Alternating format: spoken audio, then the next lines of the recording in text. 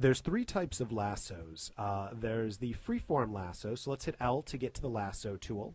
And the freeform lasso tool works if you just click and drag around, that forms a shape. So let's say I just wanted to roughly grab this baby's head. You'll notice that isn't working because I already have a selection. Let's hit Control D. So I just want to grab this baby's head. I can just Control C, Control V, and now we have it on its very own layer. Fantastic. Here, let's go back one more step. The next type, after the freeform lasso tool, there is an option to feather that. Always leave anti-alias on unless you need to do something very pixel perfect, generally for web design. Let me step back one more time.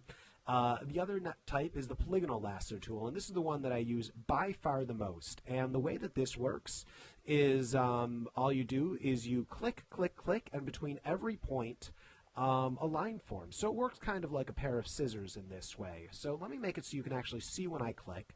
There we go. And now, whenever you click, a line forms between each of those clicks. And in that way, you can cut out any shape you want.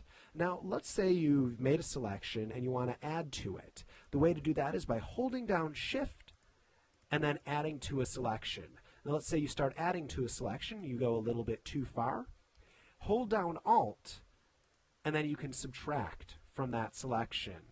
Control doesn't really do too much. It's not used that often here. You double click to close the selection. Now, one piece of advice that I have for you with the lasso tool is don't start a selection with it, because trying to cut around a complicated shape would take forever and you wouldn't be that accurate. Instead, start with something like the quick select and then move to the lasso tool. It's good for those final touches. So as far as technique, just zoom in a bunch, see if it's actually working on and off. So I'm just using the space bar to pan around to see where it's working and where it's not working. And I can see there's a little bit of a problem here. If you accidentally click it, you can always hit Escape to get out of it. So there's a little bit of a problem right here. I held down Alt, and now I can click these to get rid of it. Now let's say you are starting with a brand new selection. Something I suggest is, instead of starting on the edge, most people will start on the edge. See how that's the very edge of it? Instead of starting on the edge, where if you double click and make a mistake, you get some shape like this forming. Or here, let's Shift select and keep adding to this selection right here. So here we go. I accidentally double click and I get a shape that I don't want. Instead of starting on the edge, start in the middle. And that way, if you double click, you're left with a shape like this, which is a lot more of what you want, and then you can always hold Shift and keep adding to the selection. Now let's say you're going around selecting, you accidentally do one point that isn't exactly where you want it. If you hit Delete multiple times, delete, delete, delete, you can actually take a few steps back. So if I'm doing this and I see it's a little bit off, delete, delete. So that is the polygonal lasso tool. And then the last one is the magnetic lasso tool. And the way that that works is you click in the center first, and then just kind of roughly go along the edge. And in that way, you can get the points. Now, the trick with the magnetic lasso tool is when you get to a corner, click on that corner, and then it knows to give you a sharp corner right there. There's a couple of options in the magnetic lasso tool. Like all the other selection tools, you can hold Shift to add to the selection, Alt to subtract from the selection, Escape to cancel, double click to agree with it. But then also you can set the width. The width says how far from the exact place that the cursor is do you want it to look for a border. So if this is 10 pixels away from a border, here we go. My computer's lagging a little bit right now.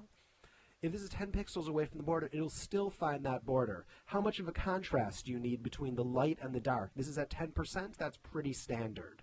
And then frequency, how often do you want it to set it to a point? And when I say set to a point, that's just saying how many pixels do you want between every actual point that's set. You can always set a point manually by double clicking while using the magnetic lasso tool. One other thing that you can do with the magnetic lasso tool is, if you're already using it and you hold down if you hold down Alt, it will actually turn into the polygonal lasso tool automatically, temporarily. And then if you let go of Alt, it'll turn back into the magnetic lasso tool again. So that's a way to switch between those two tools, using them simultaneously. If you do have a tablet, you can affect the sensitivity of how large of a width it looks for the edge right there. So those are the 3 lasso tools. And remember, these are the polygonal and magnetic lasso tool are mostly used to do changes after you've already used the quick selection tool or the wand tool, and the lasso tool is generally used just for rough areas. To deselect, hit Control D. And that's the lasso tools. For the full 4-hour Photoshop crash course, click on the link below. And to get more of the tools, just click on this link inside of the video itself. Thanks for joining me.